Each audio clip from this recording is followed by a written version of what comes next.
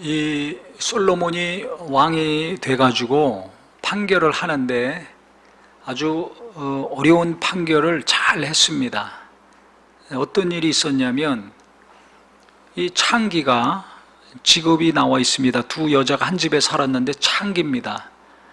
몸 팔아서 이제 생활하는 사람들이었는데 각자 아들을 낳습니다. 아들을 낳아서 이제 살고 있는데, 한 어머니는 이게 아이에 대한 신경을 좀 덜 썼는지 자면서 아이를 누르고 자가지고 애가 질식해서 죽었습니다. 근데 그러면 이제 어떻게 그 장례를 치르든지 잘 묻고서 이렇게 해야 되는데, 옆에 있는 친구, 동료의 살아있는 애를 자기 품에다 갖다 놓고 죽은 자기 아들은 그 여자 품에 갖다 놓고 바꿔치기를 했습니다. 그래서 젖을 먹이려고 아침에 일어나서 봤더니 아들이 죽어 있는 거예요. 그리고 자기 아들은 보니까 자기 친구 품에 있고, 그런데 아들을 죽인 여자가 그 산아기가 자기 아들이라고 우기는 겁니다. 그래서 이게 소송이 붙어가지고 지금 왕한테 온 것입니다. 재판을 받으려고. 그 당시 왕은 여러 가지 백성들의 어려운 문제를 잘 해결해 줘야 됐습니다. 그래서 밑에서 해결이 안 되니까 이제 왕에까지 온 거죠. 증거가 있어야지 되는데 이게 증거가 없지 않습니까? 요즘 같으면 유전자 검사하면 딱 나오죠. 누가 친부모인지. 근데 그 당시에 무슨 유전자 검사를 할 수 있습니까? 그러니까 어느 증거도 없이 서로 자기 아들이라고 우기고 싸우니까 해결을 할 수가 없습니다. 그래서 이제 솔로몬 왕까지 온 거예요. 그 얘기를 딱 듣더니 왕이 칼을 가져와라. 그 아이를 반 잘라라. 잘라서 각자 하나씩 나눠주어라. 그랬습니다. 그랬더니 그 아이의 친엄마가 가슴에 불이 타는 것 같이 달려나갔습니다. 아이고, 이 아들은 내 아들이 아닙니다. 저 여자 아들입니다. 저 여자한테 주십시오. 왜 그렇게 했습니까? 아들 살리려고. 친엄마가 아들에 대한 그 마음이 어떻겠어요? 그러니까 자기 자식이니까 살리려고 그렇게 하지 말으라고 그랬습니다. 저 여자 것인 건 주십시오. 그런데 자기 아들 죽이고 뺏은 여자는 뭐라고 했습니까? 아주 나쁜 사람입니다. 자기 같이 사는 동료에 대해서도 시기와 질투심이 많은 사람이었어요. 그러니까 자식을 바꿔치고 자기 자식이라고 하죠. 근데 왕이시여, 맞습니다. 그렇게 하십시오. 반 잘라서 우리 나눠 가집시다. 이렇게 얘기했습니다. 그러니까 자기 아들 죽었으니까 네 아들도 죽어야 된다 이겁니다. 얼마나 악합니까? 나만 당하냐? 너도 당해야지. 이런 마음이 있는 거야. 그러니까 남 잘 되는 거 못 봅니다. 자기 친구가 잘 되는 걸 못 봅니다. 이런 사람들이 있어요. 꼭 무슨 일 있으면 시기하고 질투하고 열등감 느껴서 막 안 좋은 일 한다든지, 교만해가지고 안 좋은 일 한다든지, 이런 경우 있습니다. 이럴 경우 다툼이 일어나고 갈등이 일어납니다. 지금 이 성경을 잘 보면 이 어려운 문제를 어떻게 솔로몬이 해결했는가? 하나님의 지혜가 임했기 때문에 해결할 수 있었습니다. 그래서 28절에 보면 온 이스라엘이 왕이 심리하여 판결함을 듣고 왕을 두려워하였으니 이는 하나님의 지혜가 그의 속에 있어 판결함을 봄이더라. 사람으로는 이걸 해결할 수 없습니다. 깜깜한 밤중에, 아니 아이가 하나 죽었는데, 엄마하고 아이하고 네 식구 사는데 하나가 죽었는데 그걸 어떻게 분별합니까? 그 산 아이가 누구 애인지 어떻게 합니까? 난 지 얼마 되지도 않았으니까 분별할 수가 없어요. 잘잘못을 이걸 해결할 수가 없습니다. 어느 누구도 해결할 수 없는데 이런 방법으로 솔로몬이 해결을 정확하고 명쾌하게 하니까 깜짝 놀란 겁니다. 이건 하나님의 지혜다. 하나님의 지혜를 그 속에서 봤다고 했습니다. 그래서 이게 소문이 나가지고 다 모든 이스라엘 백성들이 솔로몬을 두려워했다고 그랬습니다. 깜짝 놀란 거예요. 아, 솔로몬 왕과 하나님이 함께 하시는구나. 이건 사람의 지혜로 해결할 수 없는 일인데 하나님이 지혜를 주셨구나. 이걸 알게 된 겁니다. 요즘 이 나라가 혼란스럽고 어지럽습니다. 교회도, 기독교회도 대단히 혼란스럽고 어지럽습니다. 부동산 값이 올라가서 혼란하고, 의사들 숫자 늘리려고 하니까 의사들이 또 파업해가지고 이 코로나 와중에, 예? 병원 문 막 닫는다 그러고 진료 못 받는 일이 막 벌어지고, 수해가 나가지고 이재민들이 많이 나서 복구도 제대로 안 됐는데 코로나는 자꾸 늘어나죠. 예? 어렵습니다. 그러니까는 이것저것 이 모양 저 모양으로 지금 너무나 갈등이 많아지고 복잡한데 얼마나 혼란해요. 그래서 이걸 어떻게 해결해야 되는가? 이 갈등을 줄여나가야 되는데, 혼란을 줄여나가고 평안한 심령, 평안한 가정, 평안한 교회, 평안한 나라, 평안한 사업가, 직장이 돼야 될 텐데 어떻게 해야 되는가? 이 오늘 성경을 보면서 답을 얻었습니다. 하나님의 지혜가 임해야 이 난제가 해결이 됩니다. 사람으로는 지금 어떻게 할 수가 없어요. 하나님의 지혜가 임해야 됩니다. 솔로몬이 1000번제를 드렸을 때 그 다음에 하나님이 이 어려운 재판을 지혜롭게 이렇게 잘 하게 하셨습니다. 그러면 솔로몬이 1000번제를 왜 드렸을까요?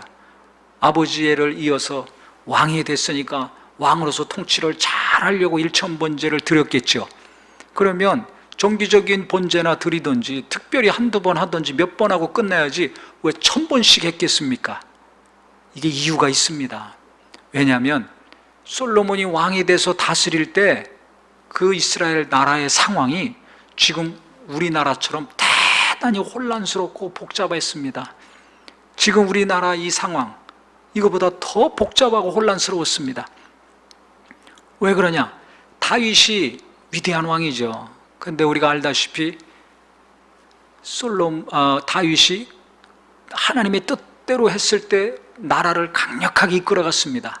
전쟁에서도 이기고 아주 강력한 나라를 세웠습니다. 그런데 그가 방심해가지고 밧세바를 간음하고 그 안에 우리아를 고의적으로 죽였죠. 그 사건 이후에 나라가 기울어지기 시작했어요. 국군이 기울어지기 시작했습니다. 그러면서 불미스러운 일들이 계속 일어났습니다. 어디서부터 일어났는가? 가정에서부터 일어났어요. 왕이니까 자기 아내나 첩들이 많습니다. 후궁들이 많습니다. 거기서 난 아들, 딸들이 많습니다. 근데 그 자식들 간의 갈등이 일어나기 시작했습니다. 암논이라는 아들이 다말이라는 자기 딸을 사랑했어요. 연애를 했어요. 너무 좋아했습니다. 그런데 그러면 이렇게 그걸 얘기를 해가지고 가정을 이루고 잘 살면 괜찮은데 그 정욕을 참지 못해가지고 그냥 겁탈을 했어요. 지금으로 얘기하면 성폭행을 한 것입니다. 근데 이 다말의 친오빠가 압살롬이었습니다. 그러니까 압살롬이 이것을 듣고 너무 화가 나가지고 자기 여동생을 그렇게 고통스럽게 하고 창피하게 하고 무시를 준 이 암논을 죽여버렸어요. 그러니까 아버지는 똑같이 다윗이지만 어머니는 다르기 때문에 이복 형제 간에 이런 살인이 일어난 것입니다. 갈등이 일어난 것입니다. 그러니까 압살롬이 이제 외국으로 도망갔습니다. 그러니까 다윗이 얼마나 고통스럽겠습니까? 그러니까 아버지들이 잘 해야 됩니다. 신앙생활 우리가 잘 해야 됩니다. 잘못 빗나가면 그 대가를 치릅니다. 그래 외국으로 도망갔습니다. 이웃나라로. 근데 그때 그 당시 국방부 장관격인 요압이 설득해가지고 압살롬이 이제 들어왔어요. 들어왔으면 아버지가 자기 아들이니까 야단을 치든지 징계를 하든지 훈계를 하든지 아니면 용서하고 품어서 다시는 그렇게 하지 말라 하고 가정을 추스리고 이렇게 나가야 되는데 꼴 보기 싫으니까 압살롬을 미워해가지고 만나질 않았습니다. 2년 동안. 다시 이스라엘 땅으로 들어왔는데도 안 만난 거예요. 안 만나줬어요. 그러니까 압살롬이 몸이 닳다가 아버지가 날 싫어하는구나, 미워하는구나, 나는 이제 눈에 밖에 났구나. 그래서 그가 앙심을 품고 반역을 일으킵니다. 반역을. 그래서 사람들이 많이 압살롬을 또 따라가지고 백성들의 마음을 거짓말로 도둑질해가지고 그가 반역을 일으켜서 다윗이 궁에서 쫓겨나서 피신을 갑니다. 도망을 갑니다. 그래도 다윗은 철저하게 자기가 잘못했을 때 하나님께 회개하는 사람이었어요. 금식하며 눈물을 흘리며 뼈를 깎는 회개를 한 사람이었습니다. 그래서 하나님은 그가 범죄했지만 그를 용서하시고 그를 귀하게 여겨주시고 위경에서 계속 건져주셨습니다. 근데 압살롬은 회개하는 사람이 아니었어요.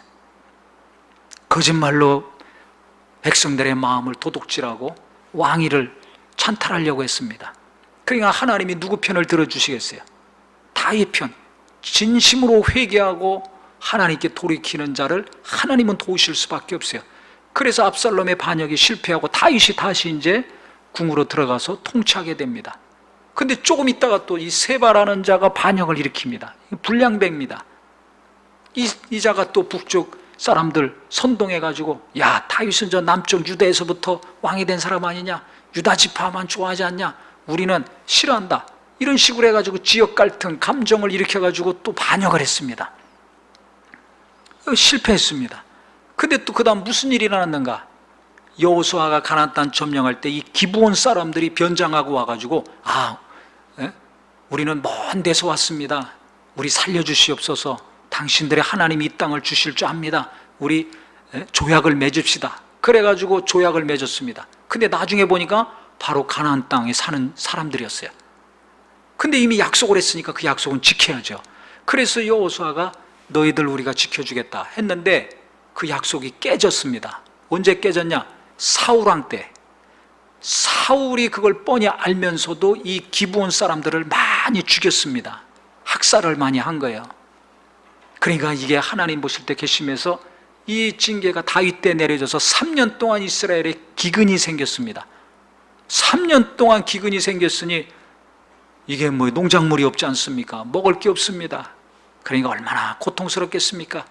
그래서 그 문제를 해결하려고 하나님께 물었더니 하나님이 알려주셔서 그래서 사울가의 사람들을 처리를 했습니다. 그래서 기근이 멈췄어요. 근데 이제 다윗이 또 나이 들어가지고 노년에 무슨 일을 했는가? 자기의 인구가 몇 명이고 또 자기의 군사가 몇 명인지 확인하고 싶었어요. 그 신하들이 적극적으로 말렸습니다. 이거 하면 안 됩니다. 하면 안 됩니다 했는데 다윗이 억지로 명령해서 강행하게 했습니다. 그래서 인구 조사를 했습니다. 하나님이 기뻐하지 않는 것을 한 거예요. 내 힘이 어느 정도 되나? 우리나라의 힘이 어느 정도 되나? 과시하고도 싶고 인정받고 싶고 확인하고 싶은 욕구가 있어서 인구조사했던 거거든요. 그래서 그 징계로 7년 동안 흉년이 드는 거하고 석 달 동안 다윗이 도망다니는 거하고 3일 동안 전염병이 도는 거 셋 중에 하나 택하라 하나님이 하셨습니다. 그러니까 고통은 짧아야 되지 않습니까? 그래서 제일 짧은 거 3일 동안 전염병 도는 걸 다윗이 택했습니다. 그래서 3일 동안 전염병이 돌아가지고 이스라엘 전역에서 7만 명이나 죽었습니다. 지금 코로나 이건 아무것도 아니에요. 7만 명이 죽었어요. 그 이전에 또 3년 동안 기근이 있었고 반역은 계속 일어났고, 그러니까 나라가 어떻게 되겠습니까? 근데 그 다음에 이 다윗이 이제 나이 늙어가지고 거동하기 어려울 때, 거의 이제 죽음에 이르렀을 때 이 아도니아라는 아들이 또 반역을 일으켰습니다. 자기가 왕이 되고 싶어서 내가 왕이다. 근데 그때는 다윗 시대에 군대 장관으로서 오랫동안 일했던 요압이 아도니아 편에 섰습니다. 제사장 중에 또 아비아달도 이 아도니아 편에 섰습니다. 그러니까 그 중요한 대신들이, 지금 우리 얘기하면 거의 그 높은 자리에서 중요한 결정을 하던 인물들이 분열이 된 거예요. 다윗을 오랫동안 모시고 같이 나라를 세워갔던 자들이 두 쪽이 난 것입니다. 항상 반역이 일어나면 패가 갈리지 않습니까? 지금 정치적으로 혼란스럽고 기독교에도 지금 뭐 혼란스럽고, 그런데 이건 아무것도 아닙니다. 나라가 뒤 흔들리는 일이 지금 계속 벌어지고 있는 거예요. 그러니까 다윗이 죽기 전에 또 이런 일이 또 일어났습니다. 그러니까 다윗이 나중에 솔로몬을 왕으로 앉히고서 이야기했습니다. 아도니아 제거해야 되고, 그 다음에 자기가 압살롬 반역에서 궁을 떠나서 도피할 때 쫓아다니면서 돌 던지고 막 저주했던 시므이도 제거해야 된다. 요압 장군도 제거해야 된다. 아도니아 편에 섰고, 그 다음에 자기 맘대로 다윗에게 허락받지 아니하고 임의로 행동했던 많은 일들이 있었습니다. 그러니까 요압도 제거해야 된다. 이렇게 유언을 하고 죽었어요. 그 다음에 이제 솔로몬이 왕이 됐을 때 그가 편안해가지고 믿음 좋아서 일천번제 드린 것이 아니라 아버지가 얘기한 게 있지 않습니까? 그래서 요압을 제거하고 시므이도 제거하고 제사장 아비아달 이건 추방시키고 반역했던 아도니아 또 제거하고 왕이 되자마자 정적을 제거하는 일을 한 거예요. 피 흘리는 일을 했습니다. 그럼 생각해 보세요. 계속 반역이 이렇게 연속적으로 일어났죠. 기근도 일어났죠. 또 전염병으로 7만 명이나 죽었죠. 이것을 솔로몬이 다 보고 듣고 지금까지 살아오지 않았습니까? 자기 아버지가 범죄한 결과 나라가 얼마나 위경에 빠지는지, 자식들이 많은데 그 왕권을 위해서 얼마나 시기 질투하고 경쟁이 치열한지, 그러니까 자기가 왕이 됐지만 내가 이 자리를 오늘 제대로 지켜나갈 수 있는가, 내일은 또 누가 들고 일어나지 않을까, 반역이 일어나지 않을까, 항상 노심초사할 수밖에 없습니다. 불안할 수밖에 없습니다. 그러니까 왕으로서 통치는 해야 되겠고, 이 왕의 직분도 잘 감당해야 되겠고, 그렇게 하나님을 의지하고 하나님이 함께 하신 자기 아버지 다윗이 통치할 때도 이렇게 안팎으로 어려운 일이 많이 생겼었는데 과연 내가 이 자리를 지킬 수 있을까? 내가 이 자리에서 과연 나라를 잘 통치하고 백성들을 잘 다스리고 이끌어갈 수 있을까? 하루하루가 숨 막히죠. 요즘 하루하루 사는 게 숨 막히시죠? 똑같은 겁니다. 그러니까 그가 한 번, 두 번, 10번, 100번, 200번이 아니라 1000번제를 하나님께 드릴 수밖에 없었던 겁니다. 상황이 너무 혼란스럽고 복잡하고 불안하고 떨리니까 하나님께 집중적으로 예배를 한 겁니다. 하나님께 매달릴 수밖에 없는 절박한 상황이었기 때문에 1000번의 번제를 드렸던 것입니다. 그랬을 때 그가 간절히 구한 것은 하나죠. 지혜를 주시옵소서. 왕으로서 통치를 해야 되니까 백성들의 문제를 해결하고 여러 가지 난제가 생겼을 때 문제를 해결해 나가야 되니까 주님 내게 지혜를 주시옵소서 했을 때 하나님이 그것을 기뻐하셔서 그가 구하지 않은 부와 장수와 명예도 주셨습니다. 그것이 꿈속에서 이루어졌는데 바로 그 다음에 이 두 창기의 문제를 해결한 거예요. 명쾌하지 않으면 어떻게 해요? 2심, 3심 막 가지 않습니까? 대법원, 헌법재판소까지 가지 않습니까? 그런데 한 번으로 깨끗이 어린아이가 보더라도 이 아이의 엄마가 누구구나 확실하게 알 수 있을 정도로 명쾌하게 재판을 했습니다. 문제가 깨끗이 해결이 됐어요. 만약에 이걸 제대로 해결 못했다면 어떻게 되겠어요? 솔로몬 왕에 대해서 신하들이 불안해하고 백성들도 의심하고 불안해할 거 아닙니까? 이런 문제도 해결 못하는데 어떻게 나란 일을 해결할 수 있는가? 어떻게 큰 일을 해결할 수 있는가? 그러면 솔로몬 지지파와 반대파 두 쪽 날 수밖에 없습니다. 지금 맨날 두 쪽으로 나눠져서 싸우듯이 얼마나 나라가 어지럽고 혼란스럽겠습니까? 혼란을 잠재우고 갈등을 잠재우고 분열을 잠재우는 비결은 어디에 있는가? 하나님의 지혜가 임했을 때 해결이 되더라. 할렐루야. 이게 너무 중요합니다. 그래서 제가 성경을 보면서 이렇게 혼란하고 갈등과 분열이 여기저기서 일어나고 깊어지고 있는데 어떻게 해야 되는가? 무엇이 필요한가? 하나님의 지혜구나. 솔로몬에게 주셨던 이 놀라운 지혜, 누가 보더라도 하나님이 함께 하셨다는 것을 드러낼 수 있는, 문제를 완벽하게 해결할 수 있는 이 하나님의 지혜가 우리에게 필요하구나.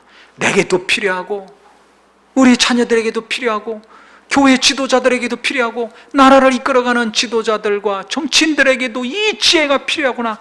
경제를 이끌어가고 정책을 결정하는 분들에게 이 하나님의 지혜가 필요하구나. 그래서 우리가 나를 위해서도 기도해야 되겠지만 교회 지도자들과 이 나라를 이끌어가는 고위 공직자들과 지도자들을 위해서 하나님의 지혜를 달라고 간구하는 기도가 있기를 예수 이름으로 축원합니다. 기도하는 분들은 자기가 기도하겠지만 기도 못하는 분들이 있을 거 아닙니까? 그러니까 우리가 기도를 해줘야 될 것입니다. 왜? 나라가 평안해야 되니까. 교회도 자꾸 여런저런 분열이 있는데 기도해야 됩니다. 목회자들 위해서. 그래야지 하나님의 지혜가 임하야 이 문제가 해결이 됩니다. 그래서 이 작은 여러 가지 문제들, 그것이 해결이 안 되면 자꾸 커져가거든요. 부부간에도 작은 문제가 해결이 안 되면 막 싸움이 커지잖아요. 젊은 사람들, 학생들도 마찬가지예요. 작은 문제가 자기 안에서 해결이 안 되면 그것이 자꾸 커져갑니다. 그러니까 공부도 하기 싫어지고 밥도 먹기 싫고 산다는 게 의미도 없고 아주 우울해지게 되고 절망 가운데 살게 됩니다. 그러니까 아무것도 아닌 것 같지만 내 안에 문제들이 있어요. 우리가 살면서 크고 작은 문제들이 있어요. 이걸 내 힘으로 해결할 수 있으면 해결하지만 또 어느 누가 해결해 줄 수 있어서 해결하면 괜찮지만 나도 못하고 가족들도 못하고 주변 사람들도 못할 때가 있습니다. 어느 누구도 해결할 수 없는 문제들이 닥치고 있어요. 지금 코로나 같은 경우 이런저런 문제들 어떻게 될 것인가? 하나님의 지혜가 필요하구나. 내게 하나님의 지혜. 그래서 우리가 솔로몬이 이렇게 정치적으로 어렵고 재해가 있고 기근이 있고 나라가 정말 불안하고 혼란스러울 때 그가 1000번이라도 하나님께 번제를 드려서 지혜를 구했던 것처럼 혼란하면 혼란할수록 내 마음이 혼란하든지 내 집이 혼란하든지 사업이 혼란하든지 교회나 나라가 어지럽고 힘들수록 내가 해야 될 것은 무엇인가? 하나님께 집중적으로 예배하고 집중적으로 매달리는 것이 되기를 예수 이름으로 축원합니다. 그래야 하나님의 놀라운 지혜가 임하는 것입니다.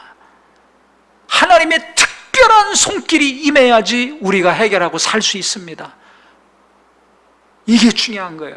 편안할 때 1000번째 드린 게 아닙니다. 어려우니까, 혼란스러우니까, 어떻게 해야 될지 모르니까 간절히 예배하는 겁니다. 그래서 우리 집에서 예배하시는 분들 지금 어떤 옷을 입고 어떤 자세로 어떤 모습으로 예배하는지 모르지만 자세 똑바로 하시고 바로 하세요. 무슨 옷을 입었는지 얼굴은 씻었는지 안 씻었는지 모르겠지만 자세만큼은, 마음과 생각만큼은 하나님께 정말 깨어서 예배하시기를 바랍니다. 다리 꼬고 있다면 다리 내리세요. 엎드려서 예배하고 있다면 일어나서 앉으세요. 자세를 삐뚤어 하지 마시고 정말 바로 하시고 하나님 앞에. 솔로몬은 이렇게 나라가 위경에 처하고 어지럽고 혼란스러울 때 집중적으로 하나님께 1000번제 했습니다. 1000번제 드리려면 재물이 필요합니다. 물질이 들어갑니다. 시간도 들어갑니다. 힘을 써야 됩니다. 얼마나 많은 시간과 에너지를 쏟은 겁니까? 얼마나 많은 물질을 쏟아부은 겁니까? 우리 성도님들 예배할 때 마음을 다하고 힘을 다하고 뜻을 다해서 간절히, 어려우면 어려울수록 복잡하고 혼란한 시대를 살면서 할수록 우리는 또 하나님께 가까이 깊이 달려가는 예배가 되기를 예수 이름으로 축원합니다. 그랬을 때 무엇인가 하나님이 주시는 것이 있어요. 내 문제를 해결하고 내 여러 가지 어려움을 해결할 수 있는 놀라운 것이 하나님으로부터 내게 임합니다. 우리가 누군가를 위해서 그렇게 또 간절히 기도해 준다면 그 사람에게 또 그 놀라운 하나님의 지혜와 손길이 임할 것입니다. 그랬을 때 문제가 해결이 되고 혼란이 떠나가고 갈등이 떠나가는 역사가 일어나는 것입니다. 이렇게 온 이스라엘 백성들이 깜짝 놀라고 충격받을 정도로 하나님의 지혜가 왕의 속에 있다는 것을 보는 정도로 인간이 도무지 할 수 없는 일을 한 것이니까, 사람은 도무지 생각할 수 없는 놀라운 지혜가 임한 것이니까 다들 놀란 것이에요. 우리가 하나님을 의지한다면, 이와 같이 어려울수록 혼란할수록 하나님을 절대적으로 전심으로 의지하며 나간다면 저에게도, 우리 모든 성도님들에게도 하나님의 이 지혜가 임할 것입니다. 그래서 크고 작은 일들을 하나씩 하나씩 해결하고 혼란을 잠재우고 갈등도 잠재우고 평안의 역사를 이루어갈 수 있는 거룩함이 있기를 예수 이름으로 축원합니다. 야곱도 보세요. 야곱이 또 생각나더라고요. 우리 정말 사업하는 분들 얼마나 어렵습니까? 또 직장 다니는 분들 얼마나 어렵습니까? 야곱은 자기가 고생해가지고 외삼촌 집에서 하나님이 도우셔가지고 재산이 많이 불어났습니다. 자기가 거느리는 부하들, 신하, 종들도 많았습니다. 자식도 많았습니다. 그래서 이제 분가해가지고 자리 잡고 살려고 하는데 형 에서가 많은 군사들을 데리고 온다는 소식을 들었습니다. 장자권을 속여서 뺏었잖아요. 에서가 받을, 장남이 받을 복을 아버지 이삭을 속여가지고 다 자기가 받았지 않습니까? 그러니까 형이 자기를 미워하고 만나면 죽일 거라는 거 뻔히 압니다. 그러니까 치밀하게 작전을 세웠습니다. 워낙 용이 주도하니까. 형의 마음을 누그러뜨릴 수 있는 선물 주려고 자기 부하들 시켜서 막 선물 보따리 준비해서 1차, 2차로 해서 앞세워 보내고, 그 다음에 혹시 죽일지 모르니까 자기 가족들, 자기 자식들도 순서를 다 정해가지고 줄 세워서 보냈습니다. 제일 사랑하고 아까운 자식을 제일 뒤에, 죽더라도 좀 빨리 죽어야 될 자식은 앞에. 얼마나 치밀합니까? 철저하게 준비하고 만반의 준비를 하고 계획을 세워서 다 해놓고 보냈습니다. 근데 그런다고 안심이 되겠습니까? 결국은 누가 도와주셔야 됩니까? 하나님이 도와주셔야 되잖아요. 자식들의 생명도 지키고 재산도 지키고 나도 살아나려면 하나님이 도와주셔야 됩니다. 그러니까 그가 그렇게 다 해놓고서 결국은 뭐예요? 편히 잘 수가 없죠. 밤새 야복강가에서 천사와 씨름하면서 간구했습니다. 하나님, 나를 지켜주세요. 나를 축복해 주세요. 내 자식들 살려주세요. 몸부림치고 기도한 겁니다. 뼈가 부러질 정도로.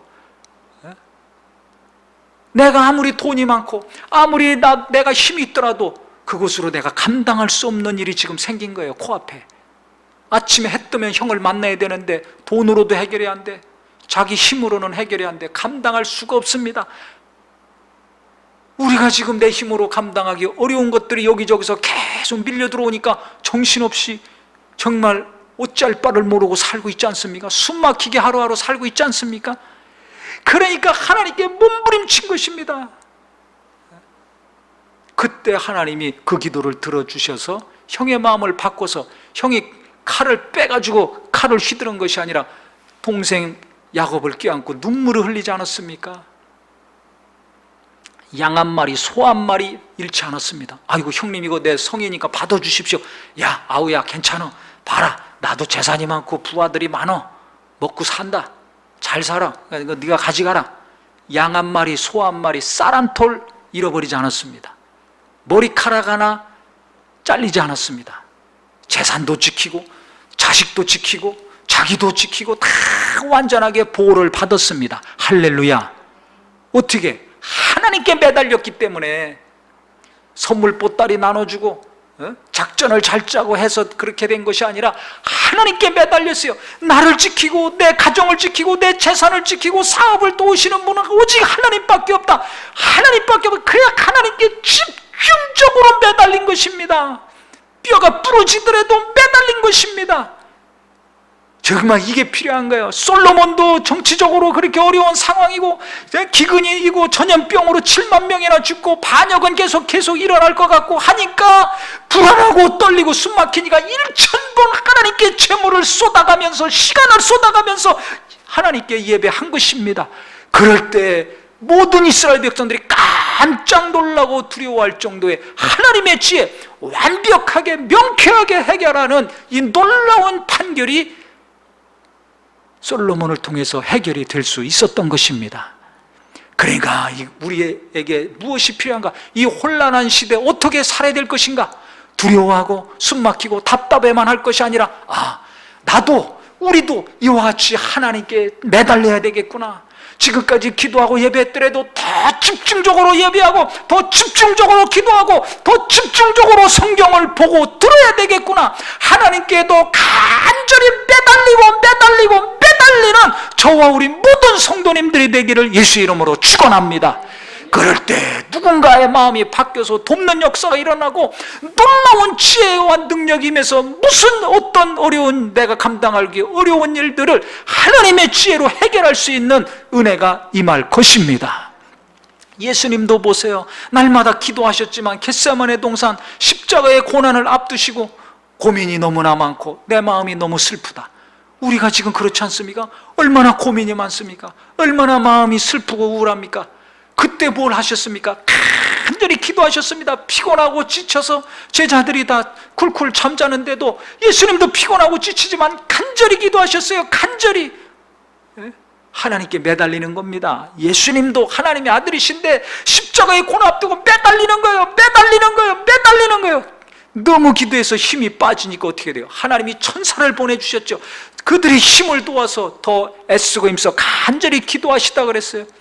내가 이 세상 살기 힘들죠. 기도할 힘도 없지만 내가 기도한다면 하나님은 돕는 영들을 보내셔서 기도할 힘을 주시고, 예배할 힘이 없다 할지라도 내가 예배하려고 한다면 하나님은 돕는 천사들을 보내서 예배하게 하시고, 일하기 어렵고 자식 키우기 어렵고 공부하기 어렵고 먹고 살기 어렵지만은 내가 하나님 의지해서 무언가 하려고 할 때 하나님은 돕는 천사들을 보내주시고 돕는 물질도 보내주시고 돕는 자들도 보내주실 것입니다.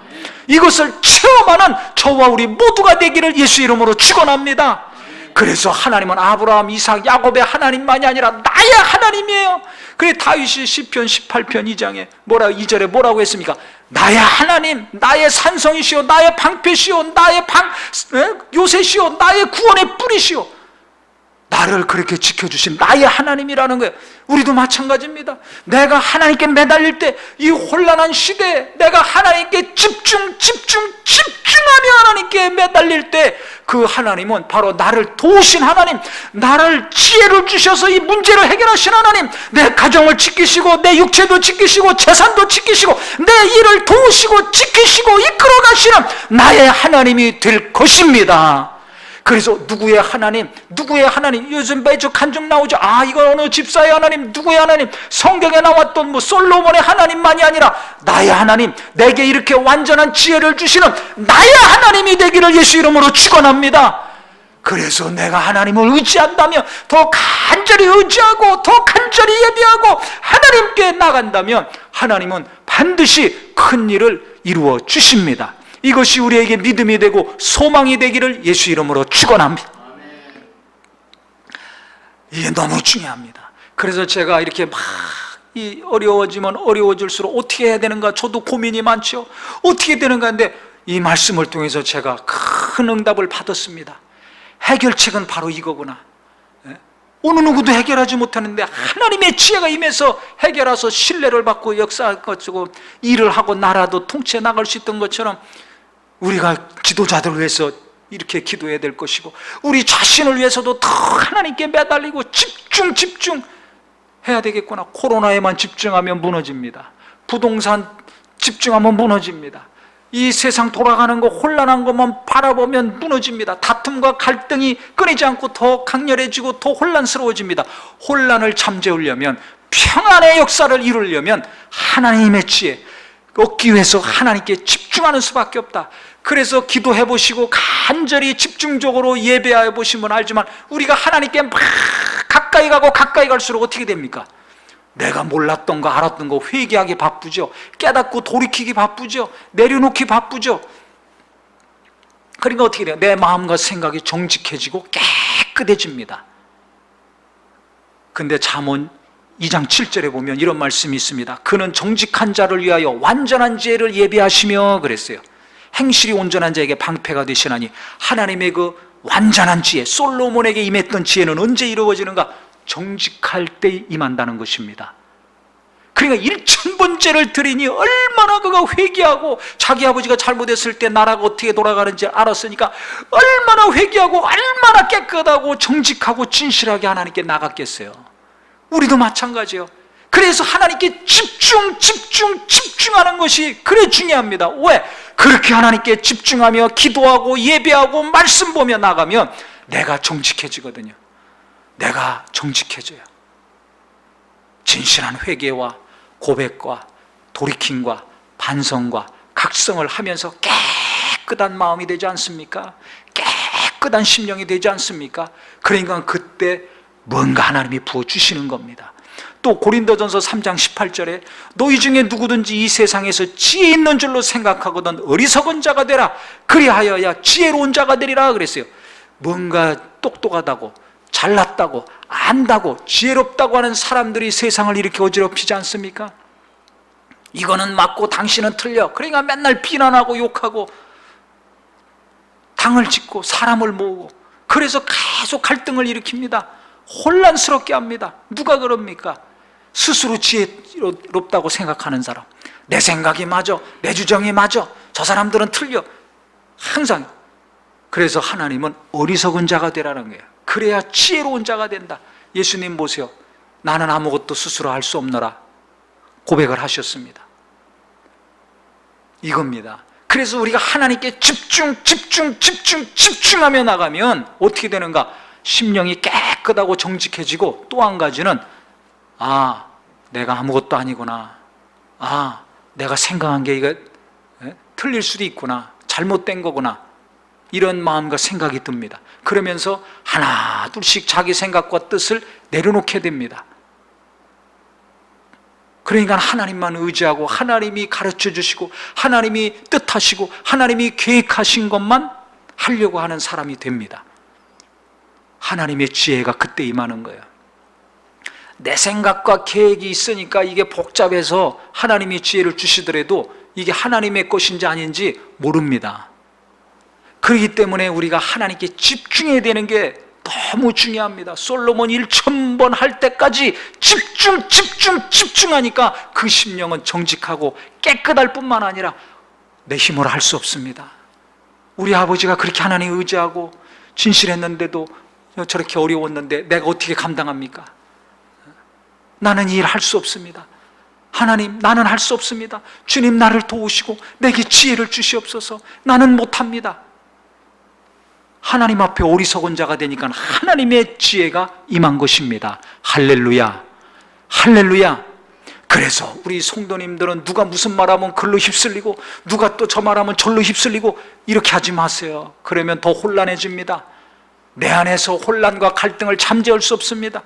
우리 모두는 진리이신 예수, 전능하신 하나님께만 마음을 쏟고 또 쏟고 또 쏟고 매달리심으로 말미암아 그 일을 하면 할수록 내가 정직해지고 깨끗해지고 순전해지시고 하나님 앞에 철저히 어리석은 자, 낮은 자가 되셔서 하나님 앞에서 정말 하나님이 하나님의 완전한 지혜를 계속 부으실 수 있는 심령이 되시기를 예수 이름으로 축원합니다. 그럴 때 무엇인가 문제를 해결하고 혼란을 잠재울 수 있는 자가 될 수 있는 것입니다. 그래서 우리 모든 성도님들 오늘부터 정말 내가 예배할 때 더 집중하며 예배해야 되겠구나. 월요일부터 토요일까지라도 내가 하나님께 더 집중하면서 기도하든지 예배하든지 찬송하든지 말씀을 가까이 대해야 되겠구나 결심하셔서 갈수록 심령이 하나님 보실 때 기뻐하는 사람, 그래서 전심으로 하나님을 찾는 자, 정말 내가 그를 만나주겠다 그러고 그에게 능력을 베풀어 주겠다 하셨으니까 이 어려운 시대, 혼란의 시대 하나님께서 함께 하심을 많은 자들에게 이와 같이 나타낼 수 있는 참 지혜자요 새 힘을 얻는 모든 일들이 되시기를 예수님의 이름으로 축원합니다. 기도하겠습니다.